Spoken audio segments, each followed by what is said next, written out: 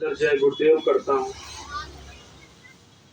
आदरणीय जौनपुर के जनपद अध्यक्ष डॉक्टर ऋषि देव जी के आज्ञानुसार मैं आप सबके बीच उपस्थित हुआ। हालांकि मुझसे कहा गया कि मैं सत्संग करूं, लेकिन सत्संग का अर्थ बड़ा व्यापक होता है। मैं इस काबिल नहीं कि मैं सत्संग कर सकूं। बस गुरु महाराज के उपदेशों, आदेशों और उनके वचनों को आप तक साझा करने आया। सत्संग का अर्थ होता है सत्य की संगति अथवा संतों का साथ।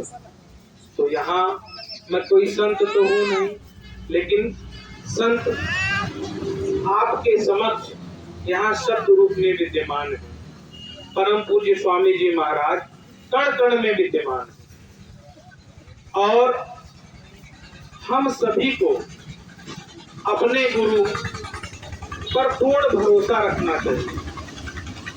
हम सभी वेद मानते हैं, पुराण मानते हैं, राम को मानते हैं, कृष्ण को मानते हैं, लेकिन वेद व्यास जी ने लिख दिया स्कंद पुराण में, गुरु ब्रह्मा गुरु विष्णु गुरु देवो महेश्वर, गुरु साक्षात परम ब्रह्मा तस्मै श्री गुरुवे नमः। वेद व्यास जी ने स्कंद पुराण में साफ लिखा है कि गुरु ही ब्रह्मा है। और ब्रह्मा कौन है? ब्रह्मा सर्जक है, जो सर्जना कर रहे हैं। इस पूरी प्रकृति के, इस नियति के सर्जनहार ब्रह्मा जी। गुरु विष्णु, गुरु ही विष्णु है। विष्णु जी कौन है? विष्णु जी पालक हैं, जो सबको पालने वाले हैं, जो पालनहार है।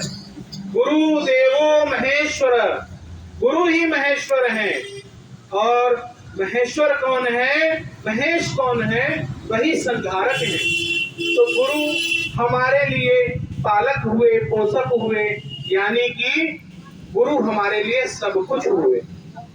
तो गुरु पर संदेह तो बिल्कुल हमें होना ही नहीं चाहिए। गुरु के लिए कहा गया है सब धरती कागज करूं, सब धरती कागज करूं, लेखन सब बन राय, और 7 समंदर मसी करूं, गुरु गुण लिखा न जाए।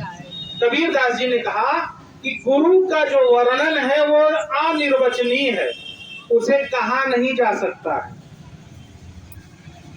आप ये सोचिए कि हम भगवान को तो मानते हैं, हम राम को मानते हैं, हम कृष्ण को मानते हैं, लेकिन हम उनको नहीं मानते जिनको हम भगवान के रूप में पूजते।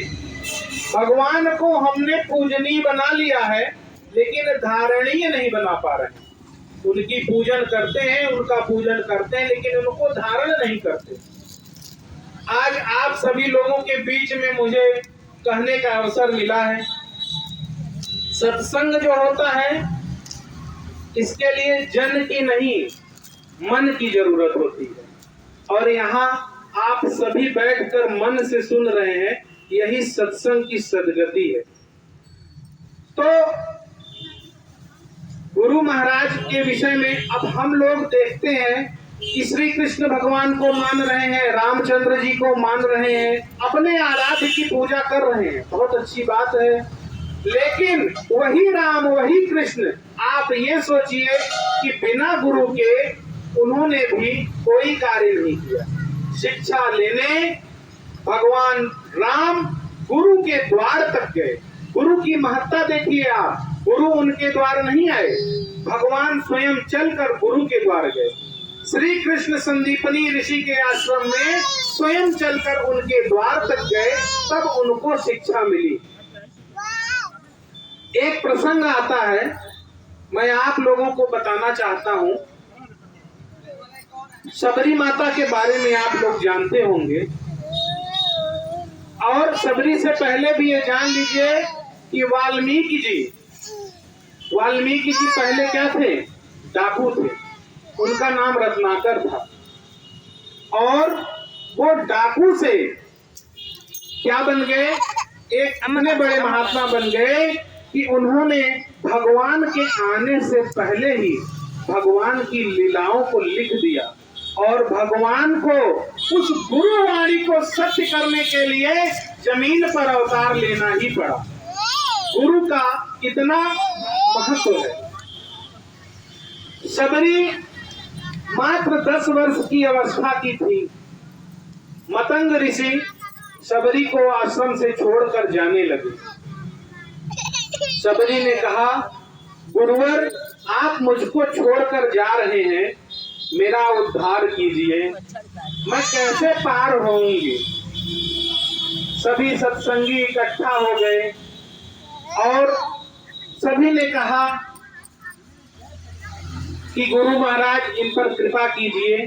तो मतंग ऋषि ने कहा कि शबरी तुमको पार लगाने स्वयं भगवान तुम्हारे द्वार आएंगे, तुम्हें परेशान होने की जरूरत नहीं है। तो शबरी ने पूछा कि हे गुरुदेव भगवान कब आएंगे। तो गुरुवर ने कहा कि अरे भगवान का तो अभी जन्म नहीं हुआ, अभी तो राजा दशरथ का विवाह होगा, पहला विवाह होगा, दूसरा विवाह होगा, तीसरा विवाह होगा, फिर भगवान पैदा होंगे, फिर उनकी शादी होगी, फिर जब उनका विवाह हो जाएगा तब वो आएंगे। शबरी जान न सकी कि ये कितनी लंबी अवधि है, लेकिन गुरु ने कहा था तो गुरु की आज्ञा को अटल सत्य मानकर शबरी अपने आश्रम में भगवान की प्रतीक्षा करने लगी। वह प्रतिदिन अपने आश्रम को साफ करती और प्रतिदिन फूल बिछाती। क्यों? क्योंकि उन्हें अपने गुरु पर भरोसा था कि गुरुदेव ने कहा है कि भगवान आएंगे तो निश्चित है आएंगे। और वो लगातार ये क्रम जारी रखी। एक दिन भगवान उसकी कुटी पर पधारे और जैसे ही भगवान पधारे शबरी की आंखों से आंसू फूट पड़े। इतनी लंबी प्रतीक्षा के बाद सोचिए स्वयं भगवान माता शबरी के आश्रम में थे। और वे भगवान कैसे थे? वे भगवान जिनको स्वयं की माताओं ने अपना जूठन नहीं खिलाया, उनको शबरी माता ने जूठन खिलाया और भगवान बड़ी प्रसन्न मुद्रा में खाते रहे। माता शबरी ने भगवान से कहा कि भगवान आपको आने में कष्ट तो नहीं हुआ? भगवान ने कहा, माँ तेरे प्रेम के समक्ष ये रास्ते के कष्ट तो कुछ भी नहीं, मैं तो तेरे प्रेम में आया हूँ। तो शबरी ने कहा, चलो भगवान कभी कभी कुछ काम अच्छे भी हो जाते हैं, आप आए तो हो यहाँ किसी अन्य प्रयोजन के लिए, लेकिन उस प्रयोजन से आप मुझसे भी मिल लिए, ये बड़ा अच्छा कार्य हुआ। भगवान ने कहा, माता इस भ्रम में मत रहो कि मैं रावण को परास्त करने आया हूँ। मैं यहाँ पर पैदल चलकर मात्र तुमसे मिलने आया हूँ और इसलिए मिलने आया हूँ कि किसी गुरु ने ये कहा था कि भगवान तुम्हारे द्वार आएंगे, उन्हीं के वाक्य को सच करने के लिए मैं यहाँ आया हूँ। इस भूल में मत रहना कि मैं रावण को हराने यहाँ आया हूँ, क्योंकि रावण जैसे दुष्ट का अंत करने के लिए शक्ति की जरूरत नहीं होती है, उसमें शबरी जैसी सत्संगी की प्रतीक्षा की भक्ति की जरूरत होती है। ऐसे लोगों से मिलकर, ऐसे पुनीत आत्माओं का आशीर्वाद लेकर मैं युद्ध लड़ने आया हूँ। क्योंकि कल अगर कोई भारत खाना खिला दिया में ये पूछे कि राम क्या थे, तो लोग ये कह सके कि राम वो राजा थे, राम वो सत्ता या प्रशासन थे जो नंगे पांव चलकर किसी वनवासी महिला के आश्रम में आए थे। यानी कि जब सत्ता और प्रशासन पैदल चलकर नंगे पांव समाज के वंचितों तक पहुंचती है तो उसे ही राम राज्य कहा जाता है। और लोग ये बोले कि राम ने युद्ध शक्ति से नहीं बल्कि भक्ति से जीता था। मैं इसको चरितार्थ भैया यहाँ बैठो। यह सुनकर माँ गदगद हो गई। तो गुरु का वर्णन अनिर्वचनीय है। गुरु हरदम हमेशा हमारे साथ रहते हैं बाबू, और गुरु उसमें भिड़ जाएगा जाके। हम लोग कभी किसी आश्रम में जाते हैं, बहुत लोग स्वामी जी के पास जाते हैं अपनी इच्छाओं को लेकर कि हमारी ये इच्छा की सिद्धि हो जाए, और उनको लगता है कि हम पहुंचे और बाबा जी फूल का नाग बना दे, सोना बना दे, चांदी बना दे। लेकिन महात्माओं का काम चमत्कार करना नहीं होता है। ये चमत्कार तो सस्ते जादूगर भी करते हैं। महात्माओं का कार्य क्या होता है? महात्मा होते कौन है? गुरु होते कौन है? गुरु वे होते हैं जो इसी शरीर में रहकर, इसी जीवात्मा में रहकर परमात्मा से मिले और परमात्मा से आपका भी साक्षात्कार कराएं, आपका भी दीदार कराएं। वो गुरु हैं। 1 किलो काजू 4 किलो मखाना खाने वाले कदापि गुरु नहीं हो सकते, क्योंकि स्वामी जी महाराज ने कहा है जो जितना रूखा खाएगा उसका भजन उतना ही अच्छा बनेगा। आप दुनिया के वैभव, दुनिया के ऐश्वर्य को देखकर उस तरह से आप साधना नहीं कर सकते, और साधना सबको करना भी नहीं है। यहाँ हम सभी गृहस्थ आश्रम में रहकर ही गुरु वचनों का पालन करके ही पार हो सकते हैं। उसके लिए स्वामी जी महाराज ने बड़ा सरल रास्ता बताया। इतना सरल रास्ता पहले किसी ने नहीं बताया। स्वामी जी ने कहा बच्चा शाकाहार का प्रचार करो। अब लोग संशय में पड़ गए कि शाकाहार का प्रचार इससे क्या होगा? अरे शाकाहार का प्रचार इससे क्या होगा? शाकाहार का प्रचार करने से क्या होगा ये तो सन 70 से गुरु महाराज कहते आए, लेकिन उसका परिणाम सभी ने 2019 में देखा, कोविड के दौरान देखा, और लगातार ये देखते रहेंगे कि जो शाकाहारी हैं उनकी क्या गति होती है और जो मांसाहारी हैं उनकी क्या गति होती है। देखिए, भक्ति में 2 गति होती है। भक्ति में 2 शरणागति होती है। एक होता है वानरी भाव और एक होता है मार्जारी भाव। वानरी भाव में ये होता है जो बंदर का बच्चा होता है, बंदर का शिशु होता है, वो अपनी माँ को कस के पकड़े रहता है, वो छोड़ता नहीं। उसको लगता है कि उसकी माँ ही इस दुनिया में सब कुछ है। और दूसरा होता है मार्जारी भाव। बिल्ली जो होती है उसका जो बच्चा होता है वो निश्चिंत बैठा होता है कि मेरी माँ है, कोई संकट आएगा उससे पहले ही मेरी माँ आएगी और उठाकर लेके चली जाएगी। बिल्ली को देखा है, बिल्ली अपना बच्चा अपने मुंह में पकड़ती है। कुछ लोग प्रश्न करते हैं कि अब रुकेगी नहीं, मृत्यु तो अवश्य भावी है। चाहे श्री राम हो चाहे श्री कृष्ण हो, इस दुनिया से सबको जाना पड़ा। चाहे कोई 1 लाख वर्ष में जाए, चाहे 11,000 वर्ष में, चाहे 100 वर्ष में, चाहे 10 वर्ष में, चाहे 5 वर्ष में, मृत्यु सबकी निश्चित है। लेकिन जो सदगुरु से जुड़ाव रखे हैं, जो सदगुरु के शिष्य हैं, जिनकी सुरतें सदगुरु से जुड़ी हुई हैं, वे ठीक उसी प्रकार हैं जिस प्रकार बिल्ली किसी बच्चे को उठाती है और बड़े धीरे से दूसरी जगह सुरक्षित रख देती है, उसको दांत तक नहीं लगता। ठीक वही गति हम साधकों की भी होती है। ये हमको समझना चाहिए। और गुरु महाराज के चरणों में हम लोग नित्य वंदना करते हैं।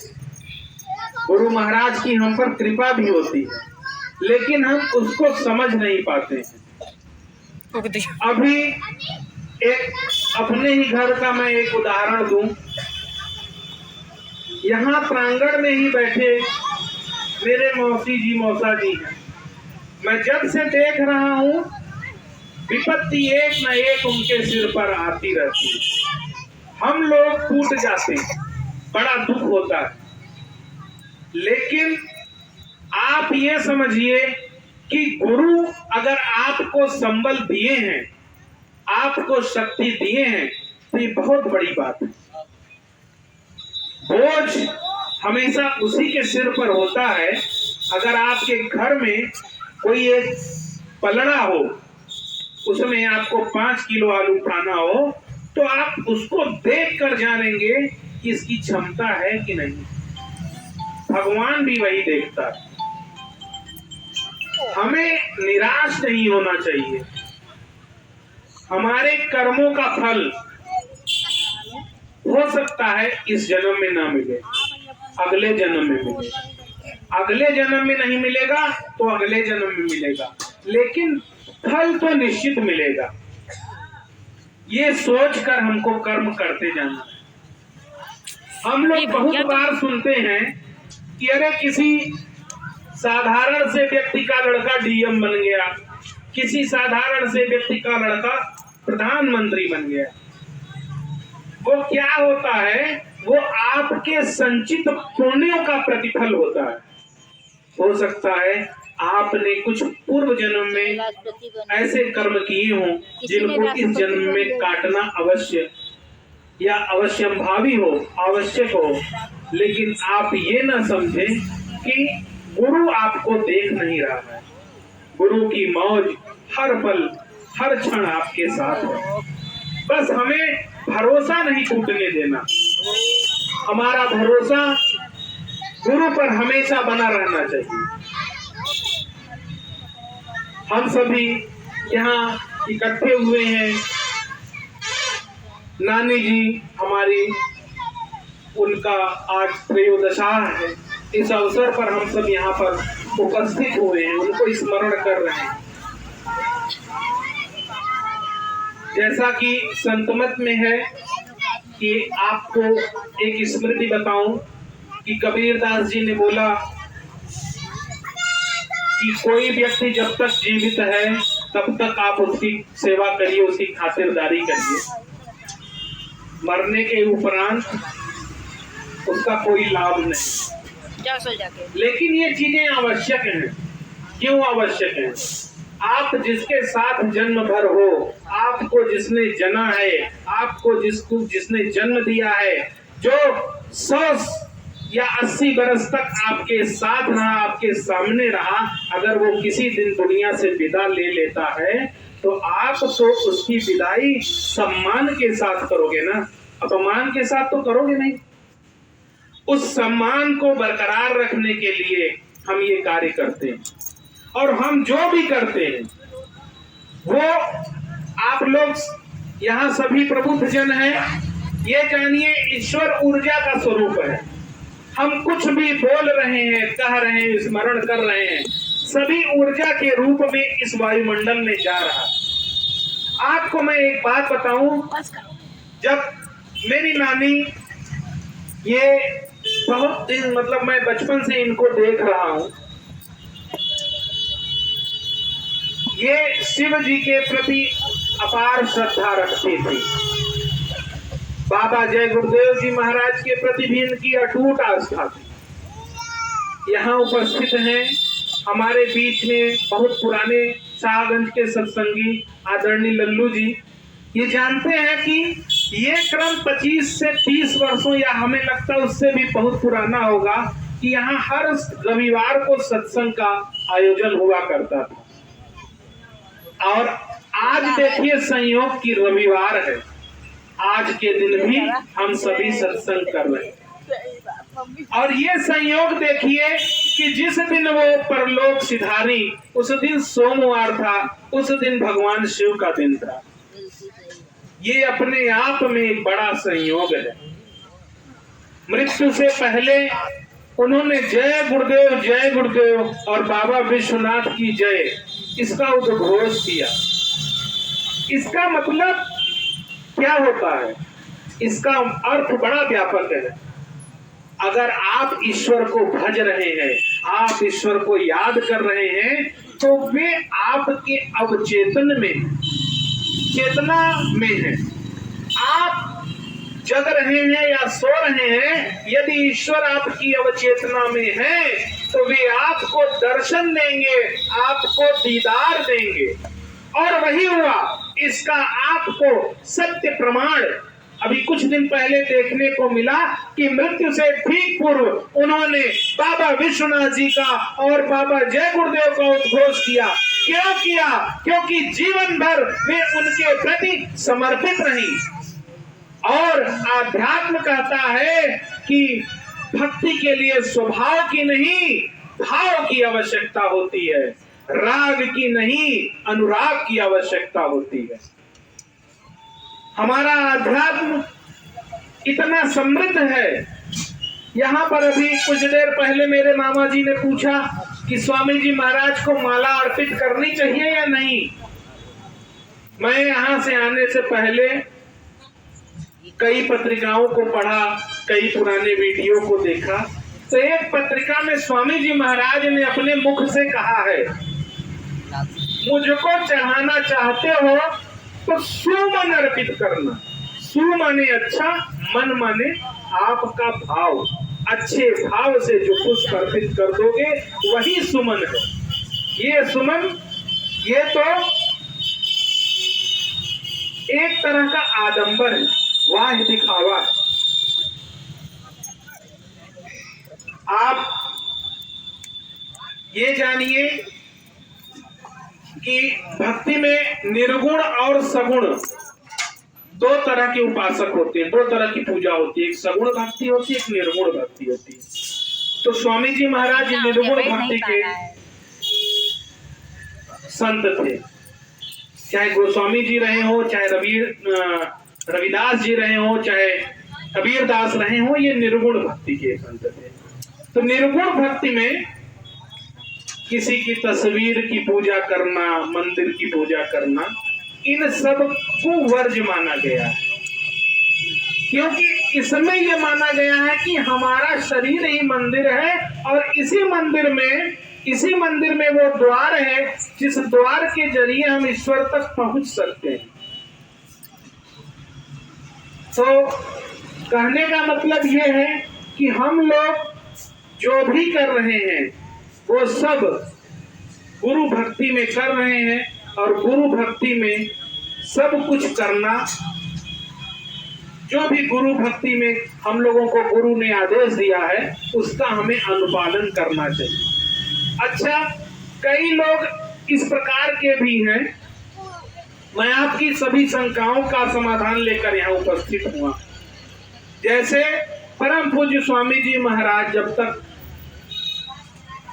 शरीर में उपस्थित थे हम सभी के साथ, तब तक तो कोई बात नहीं थी। अभी कोई कहता है कि हम इस तरफ जाएंगे, कोई कहता है हम उस तरफ जाएंगे। लेकिन आज मैं आपको इसका एक उत्तर देना चाहता हूं। आप किसी भी तरफ जाइए, आपको एक बड़ी अच्छी बात बताऊं और एक बड़ा अच्छा विमर्श आपके सामने कि जो रामानंद जी थे वे सगुण उपासक थे, वो सगुण पूजा करते थे। उनके लगभग 11 शिष्य हुए। 11, एक कबीर दास हुए जो मुस्लिम थे, रविदास हुए जो शूद्र थे, एक पीपा हुए जो राजकुमार थे, एक साधना नाम की एक खटिक हुई। इस प्रकार से 11 शिष्य उनके थे।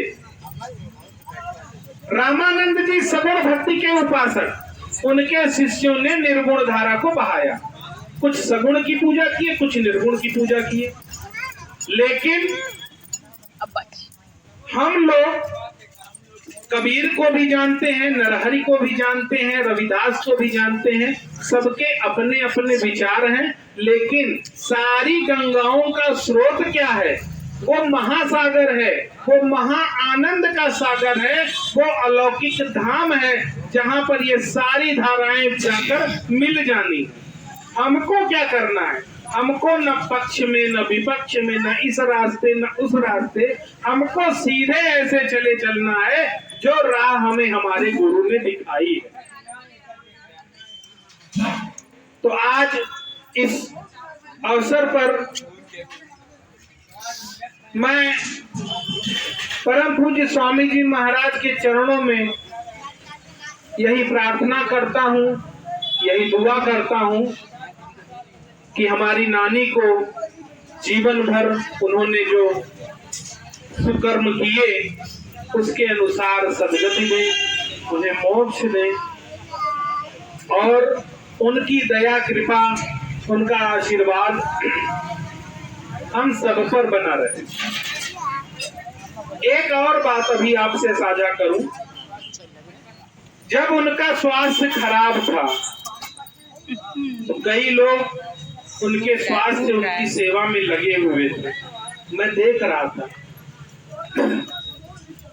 सार्वजनिक जीवन में या सामान्यतः मैं बोलता कम हूं, नोटिस ज्यादा करता हूं। जो व्यक्ति जीवन भर सात्विक रहा हो, जिसने कभी किसी के बारे में गलत न सोचा हो, जिसने भगवान को भोग लगाने से पहले अन्न का तिनका भी मुंह में न डाला हो, ऐसे परम पुनीत आत्मा के लिए, ऐसे परम पुनीत आत्मा की जिसने सेवा की, उसको कितनी दुआएं मिलेंगी ये आप कल्पना भी नहीं कर सकते। अपने अपने कार्यों का सभी ने निर्वहन किया। दूर के, बहुत दूर नहीं लेकिन थोड़ा दूर के दिलीप श्रीवास्तव, हमारे मामा जी डॉक्टर निवेश श्रीवास्तव और सारे मामा मौसी सभी लोग सेवा में रत थे। तो सेवा के लिए धन की नहीं जरूरत होती। ये जो आपने सेवा की, उनकी जो दुआएं आपको लगेंगी, वो आपके हिस्से में परम अर्थ के रूप में जाएगा। ये जो भौतिक धन है इसे हम अर्थ कहते हैं, और जो आध्यात्मिक धन आपको प्राप्त होता है वो परम अर्थ होता है, जिसे हम परमार्थ कहते हैं। आप ऐसी सुकृत्या, ऐसी पुण्यात्मा माँ की सेवा किए, उनके लिए आप लोगों ने कार्य किया, ये सभी के लिए अनुकरणीय भी है और सभी के लिए प्रेरक भी है। आज जो हम सभी के बीच से संस्कार का क्षरण हो रहा है, उसका कारण यही है कि हम अपनी पुरानी चीजों को, परंपराओं को, माता पिता को सम्मान, वो चीजें नहीं दे पा रहे हैं। लेकिन मैं इस चीज को लेकर एकदम भाव विभोर हो गया, जिस प्रकार की सेवा और शुश्रूषा उन्हें मिली। यही सदगति होती है, परमार्थ में यही सदगति है। जब आप बूढ़े हो जाएं, आप निशक्त हो जाएं, आप चल न पाए, आपके हाथ पैर काम न करें, तो आपके लिए 100 हाथ खड़े हो जाएं, आपके लिए 100 पैर बन जाएं, वही आपकी सदगति है और वही आपके जीवन का संचित पुण्य है जो आपने कमाया है।